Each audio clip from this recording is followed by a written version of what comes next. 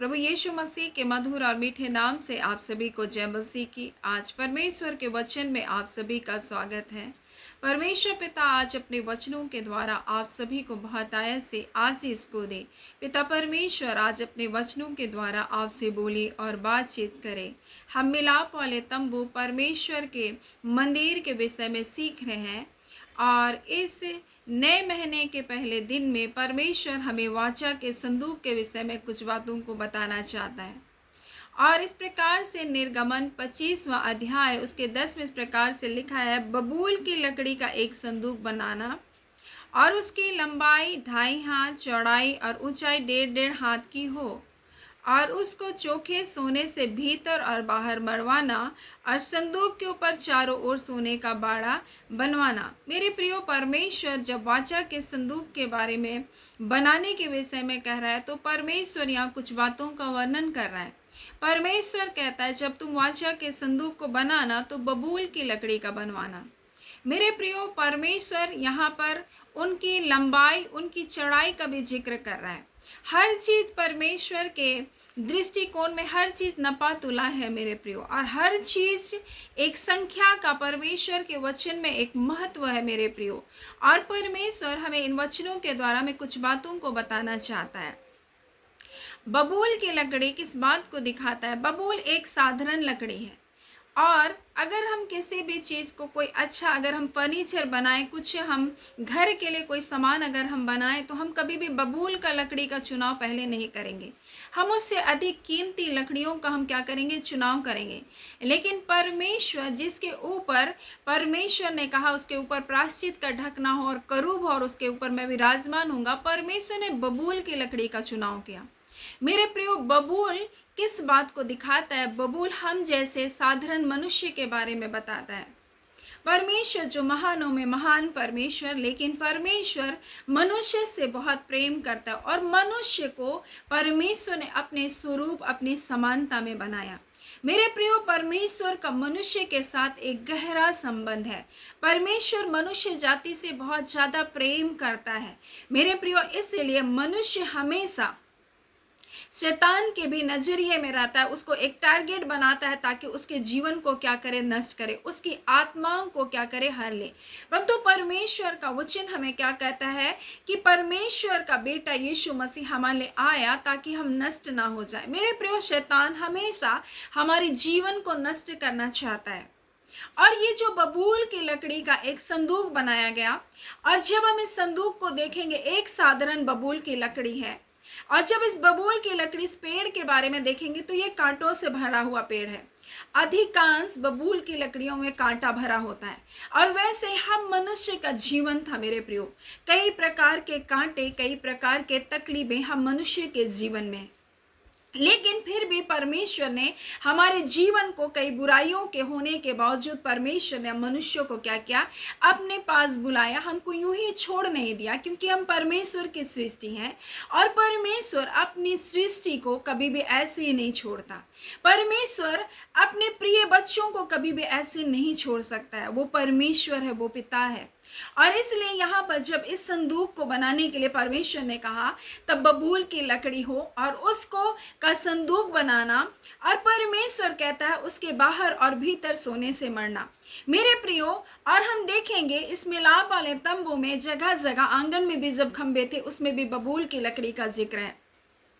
और वो तो हम मनुष्य का प्रगटीकरण है कि एक साधारण मनुष्य के बारे में। लेकिन जब वाचा के संदूक में आते हैं तो यीशु मसीह को ये प्रकट करता है मेरे प्रियो, क्योंकि यीशु मसीह स्त्री का वंश होकर के आया, मनुष्य रूप धारण किया मेरे प्रियो। वो मनुष्य बन करके जगत में आया, वो देहधारी होकर के आया मेरे प्रियो। और इसीलिए यीशु मसीह को इस वाचा के संदूक के रूप में दिखाया जा रहा है, जहाँ यीशु मसीह हमारे लिए एक मनुष्य बन के आया, वो हमारी धार्मिकता बन गया मेरे प्रियो। और जब भी हम यीशु मसीह को स्वीकार करते हैं, हम उसकी धार्मिकता में आ जाते हैं, तब हम नहीं दिखाई देते हैं, परंतु मसीह यीशु की धार्मिकता को में परमेश्वर हमको देखता है। और इसलिए तो उसका वचन कहता है, और उसकी परिपूर्णता से हम सब ने पाया अनुग्रह पर अनुग्रह। मेरे प्रियो, जब भी परमेश्वर जब हमें देखता है तो वो हमको नहीं देखता, परंतु उसके बेटे यीशु मसीह को देखता है। मेरे प्रियो, परमेश्वर ने अपने अनुग्रह के द्वारा अपने बेटे यीशु मसीह में हमको क्या क्या सुरक्षित कर लिया। हम अब मसीह की धार्मिकता में पाए जाते हैं। और वैसे ही ये वाचा का संदूक जो था, ये बबूल की लकड़ी का बना था, और बाहर और भीतर परमेश्वर ने उसको सोने से मढ़ने के लिए कहा। सोना क्या है? सोना धार्मिकता को दर्शाता है मेरे प्रियो। और उसके बाद जब हम इसमें इसकी लंबाई के बारे में, इसकी चौड़ाई के बारे में हम परमेश्वर के वचन से जब हम लोग सीखते हैं, तो यहाँ इस प्रकार से लिखा है, उसकी लंबाई 2.5 हाथ, चौड़ाई ऊंचाई 1.5 हाथ। अब परमेश्वर या तो कह सकता था 3 या कह सकता था 2, लेकिन परमेश्वर हमेशा इसमें आधा आधा क्यों करके किया? 2 और आधा, 1 और आधा। क्या बात को परमेश्वर बताना चाहता है? मेरे प्रियो, जिसको हमने पिछले दिनों में देखा, जब हम पहला कुरिन्थी को पढ़ रहे थे, तो इस प्रकार से लिखा है कि क्योंकि हमारा ज्ञान तो अधूरा है, बोल रहा है, हमारा ज्ञान अधूरा है और हमारी भविष्यवाणी अधूरी है। यानी जितना कुछ परमेश्वर ने हमारे जीवन में प्रकट करना चाहा, उतना ही वो प्रकट करता है, उससे ज्यादा कोई भी परमेश्वर के बारे में नहीं जानता। और इसीलिए तो यीशु मसीह भी जब इस संसार में था, वो ऐसे आकर के सीधा नहीं बोला कि मैं परमेश्वर का बेटा हूं। मेरे प्रियो, वो अपने कार्य के द्वारा, हर बात के द्वारा वो बता रहा था कि वो परमेश्वर का बेटा है। वो आंधियों को थाम करके बता रहा था कि मुझको आंधी और पानी को पर अधिकार है। वो मुर्दों को जिला करके भी बता रहा था कि वो जीवन देने की ताकत रखता है। मेरे प्रियो, वो सर्वशक्तिमान परमेश्वर का पुत्र है, लेकिन ऐसा आकर के वो नहीं कहा कि वो परमेश्वर का पुत्र है। और इसलिए तो हर जगह आधा आधा का जिक्र है। और इसलिए पहला कुरिन्थी में लिखा, हमारा ज्ञान अधूरा है और हमारी भविष्यवाणी भी अधूरी है। और व्यवस्था विवरण 29, उसका 29 को जब पढ़ते तो इस प्रकार से लिखा हुआ है, गुप्त बातें हमारे परमेश्वर यहोवा के वश में है। यानी जितनी भी गुप्त बातें हैं वो यहोवा परमेश्वर के वश में है। और परंतु जो बातें प्रकट की गई वो सदा के लिए हमारे वश में भी रहेगी। इसलिए व्यवस्था की सब बातें पूरी हो जाए। मेरे प्रियो, परमेश्वर का वचन कहता है कि गुप्त बातें जो हैं वो परमेश्वर के वश में है, परंतु जो बातें प्रकट की गई वे सदा के लिए हमारे और हमारे वश में होगी। इसलिए कि व्यवस्था की सब बातें पूरी की जाएगी। मेरे प्रियो, यीशु मसीह व्यवस्था के अधीन में जन्मा। वो व्यवस्था के अधीन में जन्मा ताकि हम जो व्यवस्था के श्राप में हम थे, हमको क्या क्या मोल लेकर वो छुड़ा ले। मेरे प्रियो, अगर हम कब गलती करते थे तो उस गलती की सजा हमको मिलनी थी, परंतु यीशु मसीह हमारे लिए वो क्रूस पर बलिदान हुआ। वो हमारे दुखों को, हमारी पीड़ाओं को, हमारी प्रताड़नाओं को लेकर गया। और वो हर चीज जो हमारे जीवन में हमारे लिए शैतान ने हमारे लिए नुकसान के लिए बनाया था, सब कुछ को यीशु मसीह ने अपने ऊपर ले लिया। मेरे प्रियो, हम छुटकारा पा चुके हैं। यीशु मसीह ने कोड़े की मार खा ली है, हमें उसने चंगाई को दिया। उसने हमारे लिए लिखा, जो काट पर लटकाया जाता था वो श्रापित होता था, और यीशु मसीह काट पर लटकाया गया और हमारे लिए वो श्रापित गिना गया। मेरे प्रियो, हमारे श्राप को उसने ले लिया। अब कोई श्राप नहीं, अब कोई पाप नहीं, अब कोई बंधन हमारे जीवन में नहीं है। परंतु आज जब हम साधारण मनुष्य जो बबूल की लकड़ी के जैसा है, हम मसीह यीशु की धार्मिकता में पाए जाते हैं। क्योंकि यीशु मसीह जो हमारे लिए आया, वो हमारे लिए मनुष्य बन करके आया। और इसी बात को परमेश्वर का वचन बताता है कि ये जो वाचा का संदूक है, ये बबूल की लकड़ी का बना है। और मेरे प्रियो, परमेश्वर का वचन हमें बताता है यहाँ आधा इस बात का अर्थ है कि परमेश्वर कुछ बातों को हमारे जीवन में गुप्त रखता है। और जब हम इसको पहला राजा और उसका 10वां अध्याय में जब हम पढ़ते हैं, तो सीबा की रानी इस प्रकार से कहती है, और तब उसने राजा से कहा, तेरे कामों और बुद्धिमानी की जो कीर्ति मैंने अपने देश में सुनी वह सच ही है, परंतु जब तक मैंने अपने आप आ करके उसको अपनी आंखों से ना देखा, तब तक मैं उन बातों की प्रतीति ना की, परंतु उसका आधा ही मुझको बताया गया था। तेरी बुद्धिमानी और कल्याण और उस कीर्ति से बढ़कर है जो मैंने सुनी। मेरे प्रियो, इसलिए परमेश्वर का वचन कहता है, जो बातें आंखों ने नहीं देखी, जो हमारे चित्त में भी नहीं चढ़ी, परमेश्वर ने ऐसे अपने प्रेम करने वालों के लिए परमेश्वर ने तैयार करके रखा। मेरे प्रियो, परमेश्वर के लोगों के लिए सब बातें मिलकर भलाई को उत्पन्न करता है। परमेश्वर के बारे में हमारी आंखों ने भी नहीं देखा, हमारे चित्त में भी नहीं चढ़ी, परमेश्वर अपने प्रेम रखने वालों के लिए ऐसी बातों को तैयार करके रखा। हमने सिर्फ उसकी कीर्ति सुनी है, परंतु हमने उसे देखा नहीं है मेरे प्रियो। परंतु वो परमेश्वर है जो हमारे सामने उन बातों को अधूरा रखा है। आज हमें छाया सा दिखाई देता, आज हमको धुंधला सा दिखाई देता है, परंतु एक दिन हम परमेश्वर को आमने सामने देखेंगे। हम उस परमेश्वर को आमने सामने देखेंगे। जैसे आदम और हवा परमेश्वर के सामने रह करके बातचीत करता था, वैसे हम भी अपने पिता के सामने होंगे मेरे प्रियो। इसलिए परमेश्वर का वचन यहाँ बताता है कि जब तुम उसकी लंबाई को बनाना, तो वहां लिखा है लंबाई जो है वो 2.5 हाथ की हो और चौड़ाई और ऊंचाई जो होगी वो 1.5 हाथ की हो। मेरे प्रियो, क्या बात को परमेश्वर बताना चाहता है?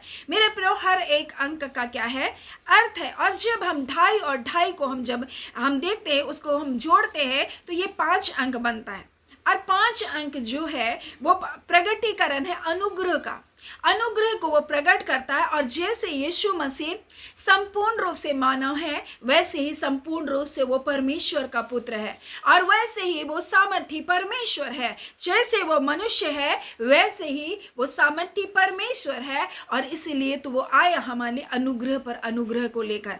और इसलिए तो यहाँ पर वाचा की संदूक की जो लंबाई है, वहां पर लिखा है वो 2.5 हाथ है। और परंतु चौड़ाई और ऊंचाई जो है वो 1.5 हाथ है।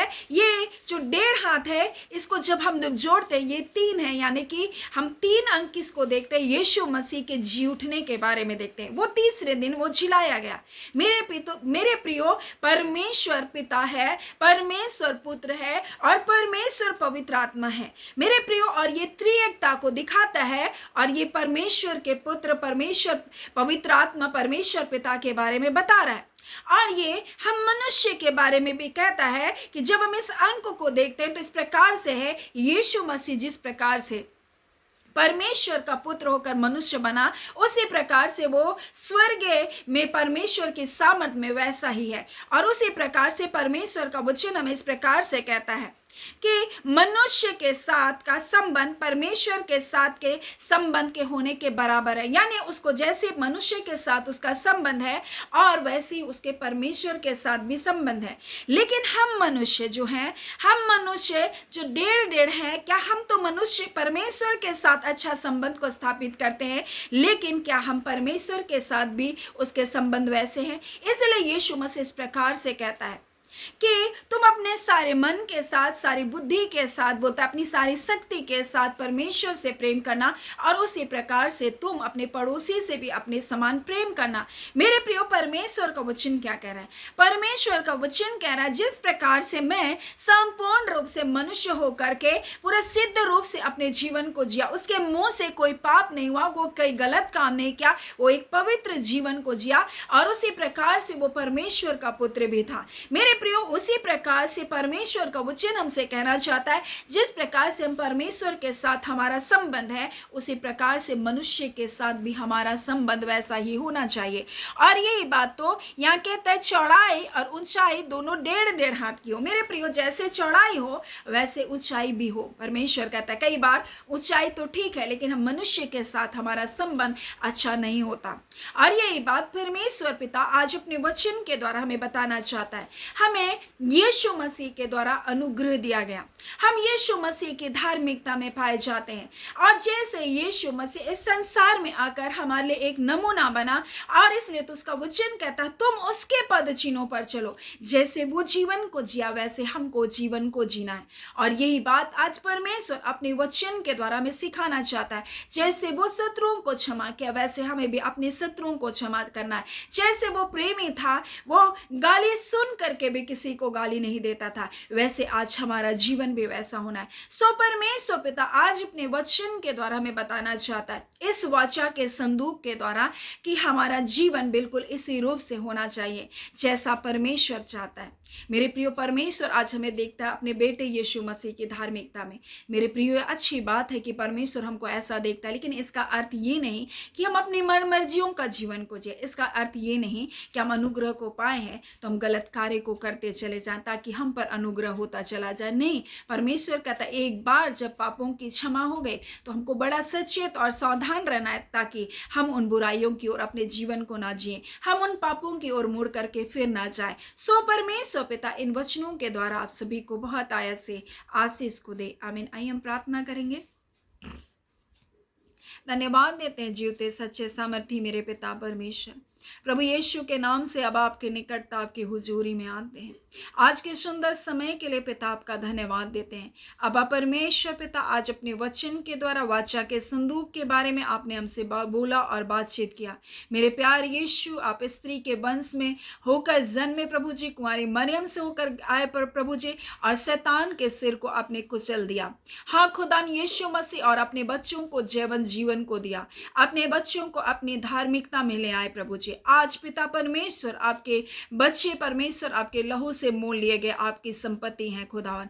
इसलिए खुदावन परमेश्वर आज अपने बच्चों से आप कहना चाहते खुदान के बुराई के रास्तों पर ना जाए। सो हे पवित्र आत्मा, हम आपसे प्रार्थना करते हैं पिता, आपके एक एक प्रिय लोगों को आप सहायता और मदद कीजिए, ताकि परमेश्वर पिता वो आपके सत्य के मार्ग पर बने रहे, आपके वचन के मार्ग पर बने रहे, और जैसे आपने सिखाया प्रभु जी, वैसे ही प्रभु आपके वचन के अनुसार उसी शिक्षा में वो बढ़ते चले जाएं। सो हे पवित्र आत्मा पिता, हम आपसे प्रार्थना करते हैं पिता, इस घड़ी हर एक लोग जो परमेश्वर अपने मनों को आपकी ओर फेरते हैं पिता, अपने हृदय को आपके वचनों की ओर कान लगाते हैं पिता, उनके हृदय से तू बोल और बातचीत कर। और खुदान परमेश्वर, ऐसे जो भी बातें हैं परमेश्वर पिता जो आपके लोगों को आपके मार्गों से, आपकी उपस्थिति से दूर करते हैं पिता, उन बातों का प्रगटीकरण उनके हृदय में दीजिए, ताकि परमेश्वर प्रभु जी वो सच्चे हृदय से पछता कर तेरे पास बने रह सके। ऐ खुदावन परमेश्वर, मेरी प्रार्थना है पिता, कई बार मनुष्य का चाल चलन अपनी दृष्टि में तो पवित्र होता है, परंतु पिता तो हृदय और मन को तौलता है खुदा। इसलिए पिता मेरी प्रार्थना है खुदावन परमेश्वर, उन बातों का प्रगटीकरण करें, ताकि पिता वो एक जयवंत जीवन को जीते चले जाए। खुदावन परमेश्वर, आपकी आशीष, आपकी भलाई, आपके छुटकारे के लिए पिता आपका धन्यवाद देते हैं, आपके अलौकिक प्रेम के लिए धन्यवाद देते हैं पिता। सचमुच परमेश्वर, हम आपके उस प्रेम को परमेश्वर जो इस समय हमारे लिए अधूरा दिखाई देता है परमेश्वर पिता, उन बातों को जान नहीं सकते, परंतु इसका अर्थ ये नहीं कि पिता आप अपने बच्चों के लिए अद्भुत भलाइयों को नहीं रखे। निश्चय करके परमेश्वर पिता, आप अभी भी इस घड़ी भी गुप्त रीति से अपने बच्चों के लिए अद्भुत कार्य को कर रहे पिता। हाँ खुदान परमेश्वर, और निश्चय करके आने वाले समय में उन बातों को आप प्रगटीकरण करने जा रहे पिता। हम आपका धन्यवाद देते हैं खुदावन यहोवा परमेश्वर, आपकी स्तुति, आपकी बड़ाई, आपकी प्रशंसा करते हैं पिता। आप ना बदलने वाले बादशाह हैं पिता, और आपने जिनको अपने पास परमेश्वर बुलाया, आप विश्वास योग्य हैं, आप उनको कभी भी नहीं छोड़ेंगे पिता परमेश्वर, आप कभी भी नहीं त्यागेंगे। आप अपने बच्चों को प्रभु जी अद्भुत आशीषों को देने वाले परमेश्वर हैं पिता। जितने रोग दुख बीमारी में यीशु के नाम से चंगे किए जाए, जितने निर्बलता और दुर्बलता में यीशु मसीह आपके वचन में ऐसा लिखा है, उसने निश्चय हमारी दुर्बलताओं को अपने ऊपर उठा लिया प्रभु, और आपके कोड़े खाने से वो चंगे कर दिए गए पिता। हाँ खुदान परमेश्वर पिता, आपका वचन कहता है प्रभु जी, मेरे हाथों से तुमको कोई भी छीन नहीं सकता खुदावन परमेश्वर। हर भलाई प्रभु, हर आशीष हाँ पिता यीशु के नाम से उनके जीवन में आने पाए। जो लोग एग्जाम्स को दिए हैं परमेश्वर पिता, जल्द से जल्द प्रभु जी उनका रिजल्ट आने पाए प्रभु जी, और एक उत्तम जॉब उनके हाथों में आए, और उसके द्वारा आपके नाम की महिमा होने पाए खुदावन परमेश्वर। जितने रुकावट और बाधाएं हैं परमेश्वर पिता, वो आपके बच्चों को आगे बढ़ने के लिए सारी रुकावट और बाधा यीशु के नाम से दूर किए जाने पाए खुदावन परमेश्वर। यहोवा, हम आपको सारी आदर महिमा देते हैं, धन्यवाद के साथ पिता प्रार्थना हम यीशु के नाम से मांगते हैं, दया सुने अनुग्रह से ग्रहण कर लीजिएगा, आमीन। परमेश्वर पिता आप सभी को बहुत आयत से आशीष को दें, आमीन।